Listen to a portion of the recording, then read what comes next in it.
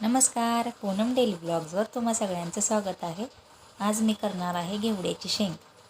एकदम सोप्या पद्धतीने केलेली आहे. तुम्ही व्हिडिओला लाईक करा, शेअर करा आणि सबस्क्राईब करायला विसरू नका. त्यासाठी बघा इथे मी पाव किलो घेवड्याची शेंग घेतलेली आहे. स्वच्छ नीट करून स्वच्छ धुवून घेतलेली आहे. त्याला बिलकुल पण केसर अशी बारीक बारीक केसर नाहीत, त्याच्या शिरा पूर्ण काढून घेतलेत. एक गड्डा लसणाचा घेतला आहे, मिरची, टोमॅटो, कढीपत्ता, कांदा, लसूण जरा अर्धा बोबडा चेचून घेतलेला आहे. इथे कढईमध्ये मी 2 चमचे तेल घेणार आहे. तेल थोडंसं गरम होऊन द्यायचं.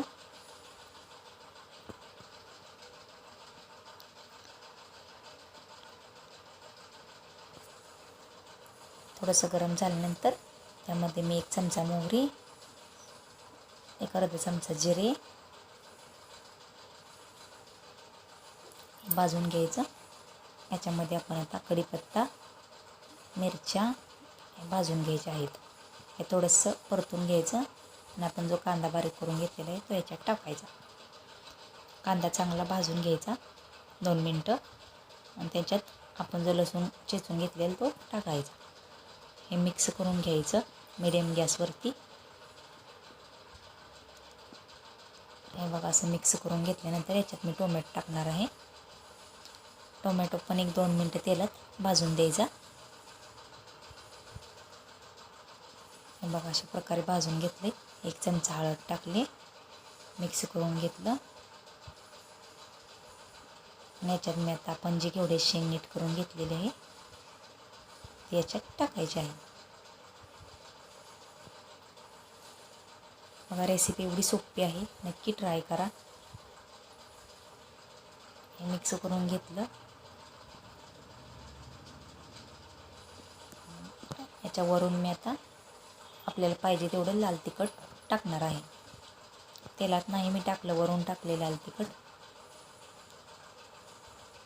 पुन्हा एकदा मिक्स करून घेतलं.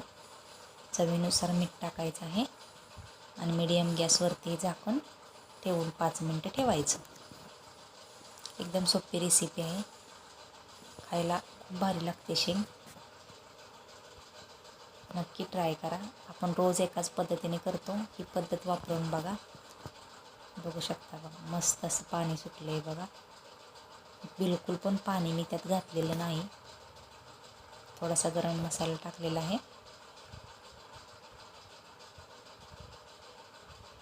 बघा मिक्स करून घेतलं आणि 1 चमचा शेंगदाण्याचं कूट टाकलं आहे.